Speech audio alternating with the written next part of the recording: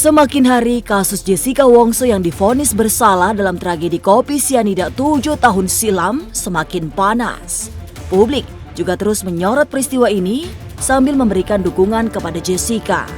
Dan tidak hanya masyarakat luas yang bersimpati pada Jessica. Sangat banyak pengacara top juga menyatakan kesiapannya membela Jessica untuk mendapatkan keadilan.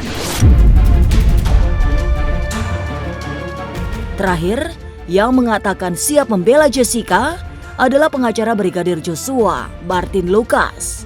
Alasan untuk siap membela Jessica Wongso pun, menurut Martin Lucas, karena Jessica berhak mendapatkan keadilan. Sebelumnya pun, berbondong-bondong pengacara top mengatakan bahwa mereka bersedia untuk membantu Jessica Wongso untuk mendapatkan keadilan, seperti Komarudin Simanjuntak dan Deolipa Yumara.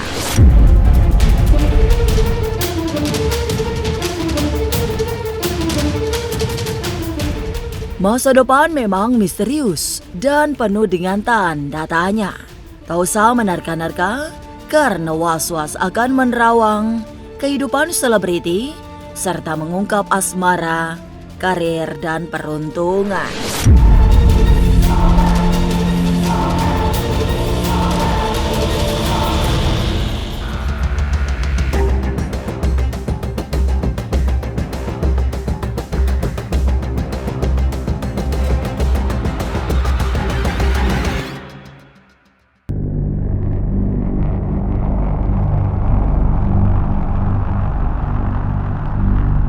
Jessica Wongso masih menjadi perhatian publik. Kasus kopi sianida kembali muncul lengkap dengan para pendukungnya. Sementara itu, gelombang dukungan juga diberikan oleh para pengacara ternama. Yang paling mutakhir, dukungan datang dari Martin Lucas, yang dikenal sebagai pembela Brigadir Joshua saat persidangan Sambo beberapa waktu yang lalu. Martin mengaku siap ikut turun gunung, mendampingi Jessica dalam mencari keadilan yang sesungguhnya. Film Ice Cold ini kita disajikan beberapa peristiwa ya, dan fakta-fakta yang akhirnya membuat publik itu bertanya-tanya apakah putusan yang dijatuhkan di tingkat pengadilan negeri, di pengadilan negeri Jakarta Pusat, lalu banding, lalu kasasi itu sudah melandaskan terhadap keadilan atau tidak. Tentu kan kalau mencari keadilan itu ada norma hukumnya ya. Berdasarkan KUHP ya, pasal 183 itu kan hakim dapat menjatuhkan hukuman setidak-tidaknya harus didukung dengan dua alat bukti dan keyakinannya. Nah dalam hal ini kan memang kalau kita lihat ya dari yang tersaji di persidangan pada saat 2016 itu sama dengan yang disampaikan di film Ice Cold, kita melihat tidak ada straight evidence ataupun bukti langsung. Menurut saya fenomena seperti ini harus kita tanggapi dengan positif. Kalau ada kesalahan, ya, tentunya bukan dengan prejudice ataupun membuat suatu kesimpulan bahwa sudah pasti Jessica tidak bersalah, tidak. Jangan begitu. Kita harus hormati juga putusan hukum sebelumnya. Ada cara, dengan cara mengajukan peninjauan kembali yang kedua. Ini bukan masalah percaya nggak percaya. Kalau keyakinan saya, kalau tidak ada bukti langsung, maka saya tidak teryakini. Ini pendapat pribadi. Tapi menurut Mahkamah Agung, dengan bukti yang ada cukup. Ya itu juga kita harus hormati. Nah, tapi kalau saya boleh berpendapat di mana setiap warga negara dan juga saya profesi advokat memiliki hak ya untuk berpendapat, dengan keilmuan dan hati nurani yang diberikan Tuhan kepada saya ya, saya belum teryakini dengan bukti yang ada Jessica adalah pelaku. Saya akan mempertimbangkan. Tapi kemungkinan besar saya akan mau untuk membantu Jessica dengan ketentuan ya. Tim yang sudah ada, yang hebat ini ya, Prapota Hasibuan itu bekerja secara bersama-sama dengan saya. Mungkin kalau ditambah ya oleh beberapa ataupun lebih banyak advokat, itu secara pikiran, secara pembagian tugas, secara strategi perkara itu akan mungkin lebih baik lagi.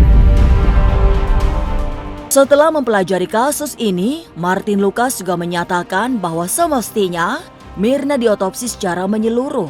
Tujuannya agar meyakinkan apa sebabnya Mirna akhirnya menghembuskan nafas terakhirnya. Pendapat saya pribadi memang sesuai dengan apa yang disampaikan oleh pengacara Jessica dalam pembelaan kasusnya, yaitu tidak terdapat bukti langsung, tidak ada straight evidence. Walaupun di dalam pembuktian ini jaksa mengatakan ada circumstantial evidence, namun sesuai dengan pasal 340, yaitu pembunuhan berencana yang berarti pembunuhan adalah delik material, maka harus ada bukti langsung. Pernyataan dari ahli forensik ya, yang mengatakan bahwa otopsi yang dilakukan oleh para penegak hukum itu tidak sempurna karena tidak ada pemeriksaan bagian otak.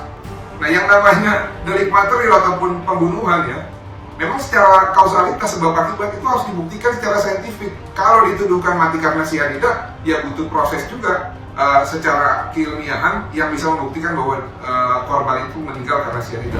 Pak Musyafak bilang anak lo ini sehat, Ed. Kita lihat lambung dulu karena lo bilang kan minum kopi. Kita buka, nggak tahu udah ketemu tuh sianida di lambung Mirna, sampai luka-luka begitu, porosi, berat lagi. Ya matilah orang. Jadi tidak terus dijalankan karena Pak Musyafak itu bilang sama saya, Ed maaf ya, kalau ini nggak ketemu nih di perutnya, kepaksa lu gue mesti bedah semua sampai ke otak. Karena kita mau tahu dia kena serangan stroke atau apa.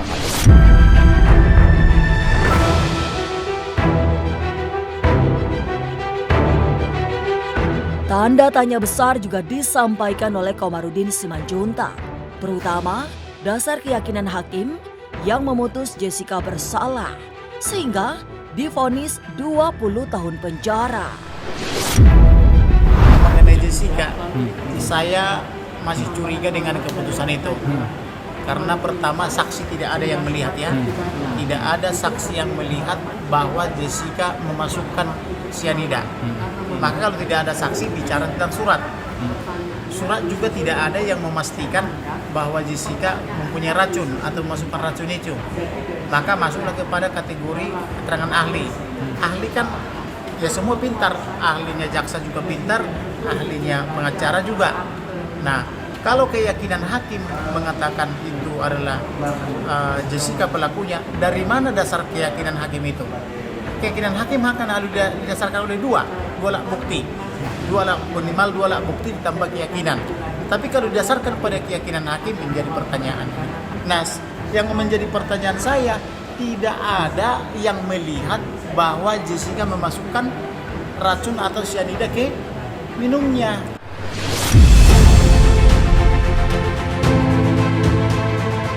Persoalan bukti yang belum kuat ikut pula dipertanyakan Deolipa Yumara.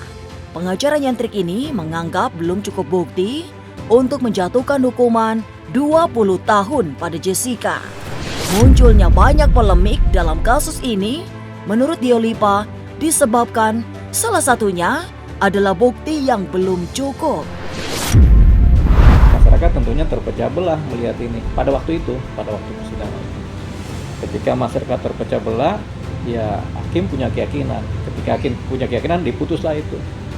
Nah, bagaimana kalau tanggapan saya pribadi ketika mengikuti perkaranya Jessica di persidangan, kita paham banyak hal yang sumir dan banyak hal yang belum kemudian dibuktikan secara baik.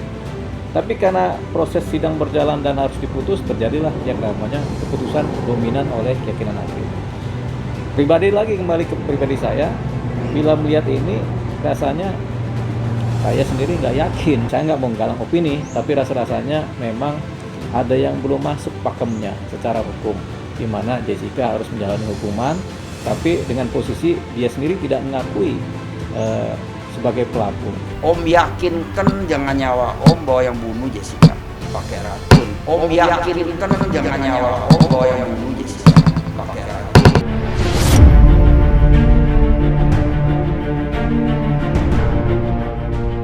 Sangat banyak pengacara kondang siap turun gunung membela Jessica Wongso. Sementara itu, polemik pada keterangan Prof. Edi sekaitan dengan penyebab kematian Mirna ikut membuat kasus ini bertambah ramai. Lantas, apa saja yang menjadi polemik?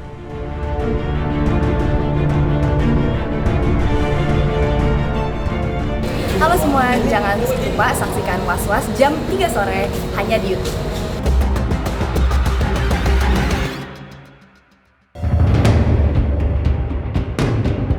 Tidak hanya urusan Jessica Wongso yang banjir dukungan.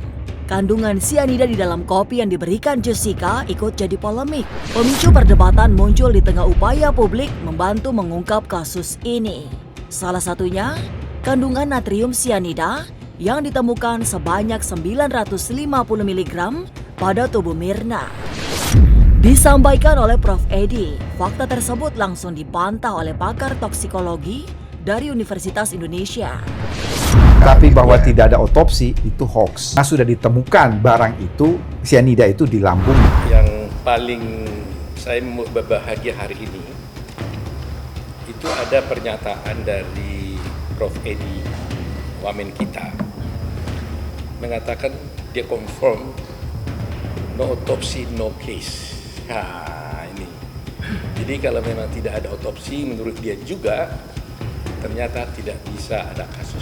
Bicara tentang angka 950 mg yang dikatakan oleh katakanlah Prof. Edi selaku ahli hukum gitu ya, dia menyatakan bahwa yang dimaksud 950 gram itu dikait-kaitkan dengan ditemukannya sebagai ion sianida yang 0,2 mg sebagai ion sianida ya ini ya, dan kemudian itu artinya yang dimaksud menurut pendapat beliau sebagai itu juga sebagai garam ion sianida, artinya terkesan itu sebagai 950 mg garam sianida atau NaCN kan begitu.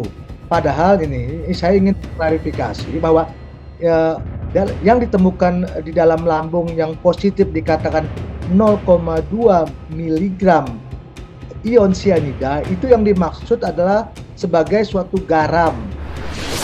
Kalau kopi ada racun sianida itu tidak bereaksi dengan suatu kopi, tidak. Dia kalau memang ada racunnya maka sianidanya itu akan ada dalam campuran tersebut. Ya, dalam campuran tersebut. Artinya dia tidak bereaksi kimia menjadi misalnya kafeinnya bereaksi dengan sianida gitu kan. Karena untuk reaksi kimia apalagi dalam kondisi yang dikatakan tadi suhu normal seperti itu ya, dan kemudian tidak dipicu dengan pemanasan proses langsungnya, maka interaksi kimianya itu relatif katakanlah itu tidak menjadi suatu bentuk senyawa baru gitu. Jadi dia sianida sebagai sianida jika ada ya. Kalaupun ada kafein, ada protein dalam itu mungkin bisa bereaksi, tapi ada kondisi tertentu yang dibuatnya. Ya misalnya suhunya, kemudian pH-nya gitu ya, dan baru kemungkinan terjadi reaksi yang diharapkan menjadi suatu senyawa lain itu bisa terjadi. Jadi dengan kata lain dalam kondisi ini sianida bagi jika ada maka dia sebagai suatu sianida ya, kafein dan sebagainya, protein atau asam-asam amino atau lemak dan sebagainya itu sebagai suatu senyawanya dalam kondisi tersebut secara kimia.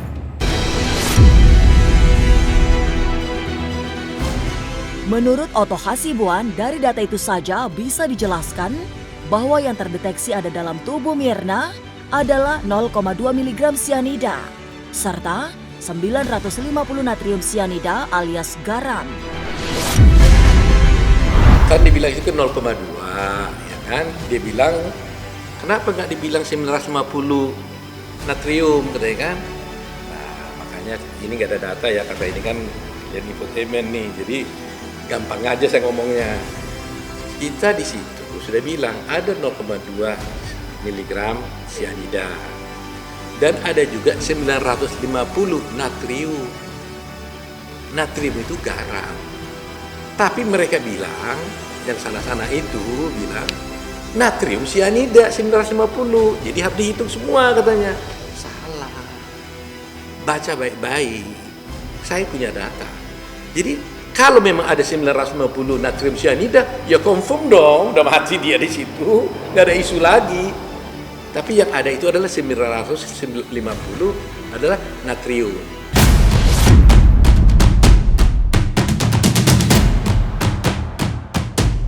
Dari polemik pernyataan Prof. Edi, mari melihat kasus Edi Darmawan, ayah mendiang Mirna yang tak kalah pelik. Lalu, mengapa Edi tak mau memberikan hak pesangon pada karyawan yang terkena PHK, sehingga berujung dilaporkannya ke polisi oleh para mantan karyawannya. Sesaat lagi, Was-Was akan mengungkapnya. Tetap subscribe, share, komen, dan like, karena Anda patut was-was sebelum menyaksikan Was-Was.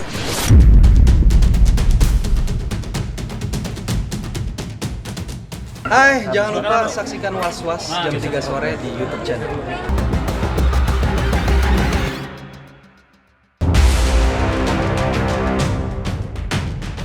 Di balik kasus Jessica Wongso yang memanas, ada kasus lain yang menjerat Edi Darmawan.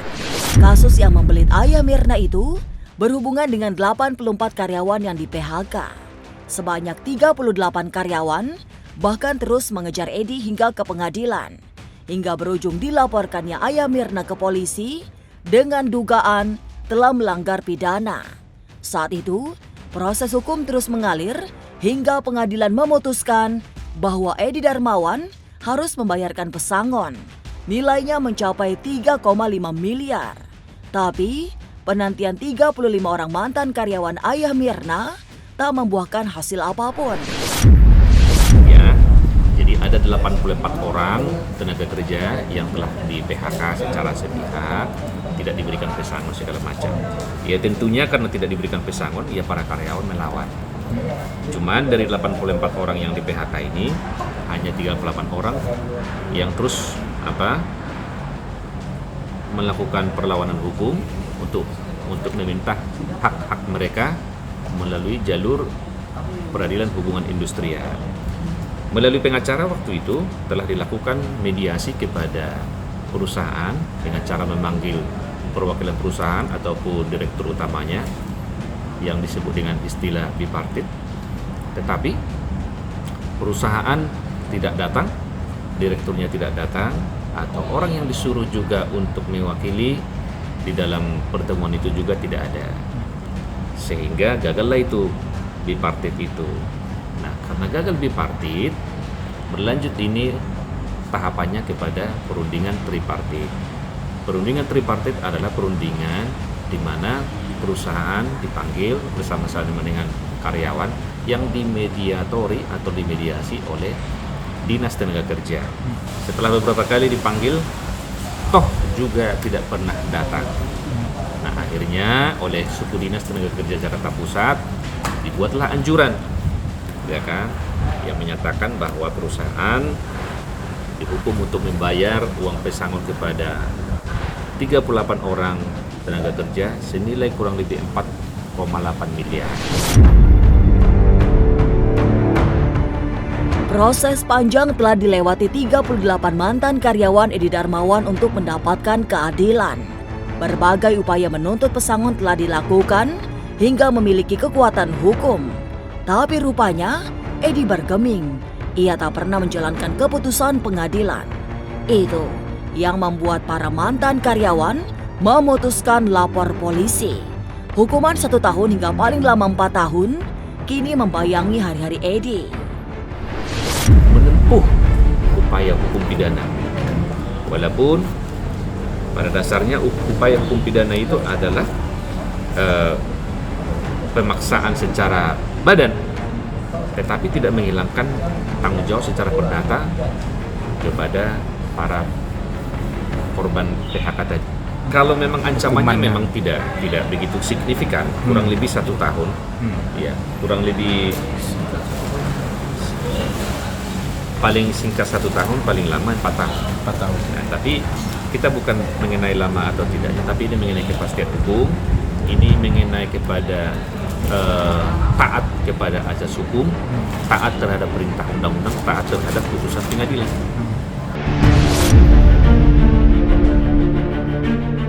Banyak sisi-sisi tersembunyi yang pada akhirnya muncul di balik kasus kopi sianida. Para pengacara pun bersiap membantu Jessica dalam mendapatkan keadilannya. Selain itu, ada kisah mengejutkan lainnya, termasuk kasus hukum Edi Darmawan ayah mendiang Mirna yang berselisih dengan para mantan karyawannya hingga harus membayar pesangon sebanyak 3,5 miliar. Lalu, ada kejutan apa lagi dari kasus ini? Kita nantikan episode berikutnya. Pemirsa, saksikan terus Was-Was yang akan meneropong kehidupan sejumlah selebriti, tentunya hanya di YouTube channel. Dan pastikan untuk subscribe, share, komen, dan like. Karena Anda patut was-was sebelum menyaksikan Was-Was.